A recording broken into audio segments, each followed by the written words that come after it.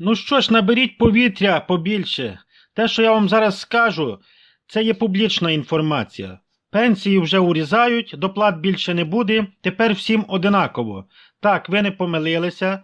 Те, що ще вчора здавалося чутками, сьогодні вже стає реальністю. Пенсійна система України готується до повного перезавантаження без доплат, без дотяжок, без особливих пенсій і торкнеться це кожного пенсіонера без винятку. Отож дивіться, хто стоїть за такими змінами? Чому держава змушена йти на такі кроки? І головне, що чекає пенсіонерів у найближчі часи? Сьогодні ми детально розберемо нові вимоги МВФ щодо пенсійної системи України, що вони означають на практиці та як це змінить життя мільйонів людей. Ви зразу дуже не хвилюйтеся, бо це наразі така інформація, можливо, воно буде мінятися і в кращу сторону. А тепер дивіться, хто диктує такі правила і чому зараз саме хочуть урізати пенсії пенсіонерам. Отже, почнемо з головного. Нові вимоги щодо пенсійної системи висунув Міжнародний валютний фонд, організація, яка позичає Україні мільярди доларів. І тут працює просте правило. Хто дає гроші, той і замовляє музику, як ми всі це знаємо. МВФ хоче гарантій, що надані кошти будуть повернуті, а якщо гроші підуть на масові пенсійні доплати, підвищення, дотяжки, їх просто не буде з чого віддавати. Саме тому фонд наполягає. Пенсійна система має бути жорсткою, прогнозованою і без додаткових витрат з бюджету. І ось тут починається найцікавіше. Гола пенсія без доплат. Що це означає? Одна з ключових вимог МВФ – ліквідація будь-яких доплат понад страхову пенсію. Простими словами, ніяких дотяжок, ніяких тимчасових надбавок, ніяких додаткових компенсацій з барського плеча, як кажуть. Людина має отримувати лише те, що заробила своїм страховим стажем і внесками. Все. Крапка.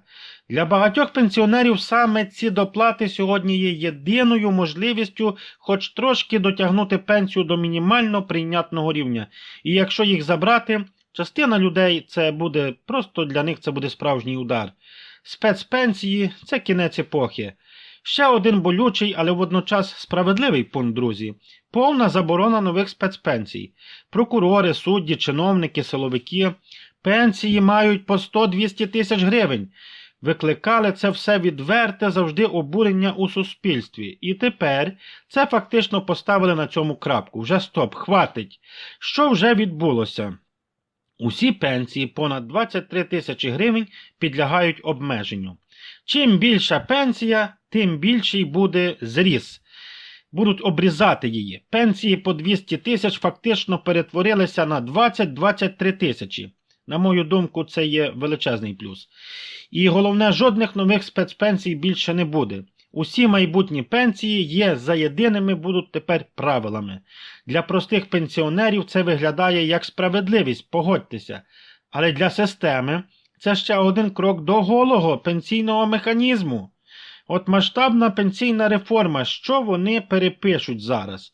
Україна взяла на себе зобов'язання провести масштабну пенсійну реформу за підтримки МВФ та Світового банку. Йдеться не про косметичні зміни, а про повне переписування системи. Перше – страхові виплати, механізм індексації, спецпенсії, правила виходу на пенсію. Це та реформа, про яку говорили роками, яку відкладали, але яка тепер стала неминучою. Чому? Бо нинішня система фактично не працює. Пенсії знецінюються, дефіцит пенсійного фонду росте, а працюючих людей стає менше. Головна умова уряду – без збільшення дефіциту. Кабінет міністрів офіційно заявив, зміни не повинні збільшувати дефіцит бюджету. А це означає тільки одне – грошей на масове підвищення пенсій просто немає. Міністр соціальної політики Денис Улютін прямо говорить, можна хоч зараз прописати плюс 20% кожному пенсіонеру, але питання одне – звідки взяти кошти. І тут МВФ поставив жорстку умову – не брати гроші з бюджету, не збільшувати державні витрати, не створювати нові зобов'язання без фінансування. Доплати стали під забороною. Окремим пунктом МВФ заборонив ухвалювати закони з додатковими пенсійними зобов'язаннями без джерел фінансування. Ви собі це уявляєте? Тобто, ніяких нових надбавок, ніяких тимчасових виплат, ніяких політичних рішень перед виборами. І це дуже болісно, бо для багатьох пенсіонерів саме доплати робили пенсію хоча б трохи справедливішою. Пенсійний вік і стаж, вимоги зростають. Зниження пенсійного віку повністю заборонено. Навпаки, вимоги до стажу продовжують зростати. З 1 січня 33 роки стажу для виходу у 60 років, розумієте? Якщо стажу немає, працюй до 63. І там уже потрібно не менше 23 років стажу. Формально пенсійний вік залишили 60 років, але фактично без стажу ти туди просто не потрапиш. Єдиний механізм підвищення – це індексація. Ще одна ключова зміна. Індексація стає єдиним способом підвищення пенсій. Жодних ручних рішень, жодних вибіркових підвищень, жодної прив'язки до зростання зарплат чиновників. Усі за єдиною тепер формулою будуть. Але тут є проблема. Та індексація, яка працює зараз, не задовольняє нікого. Пенсіонери, які вийшли на пенсію у 2019-2024 роках, взагалі роками не отримували нормального перерахунку і змушені йти до судів. І вони виграють плюс 50-60% до пенсії, але через суд, а не автоматично. Це абсурд. Чому нам вказують, як жити?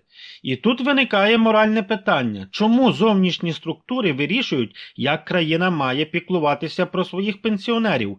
Фактично це ситуація, коли дітям з-за кордону кажуть, як їм утримувати своїх батьків. Це боляче, це неприємно, але реальність така, що без цих грошей країна просто не витримає. Що ж буде далі? Найголовніше, реформа буде. Без виконання цих вимог Україна не отримає фінансування, а значить їх виконають на 100%, тут навіть немає сумніву.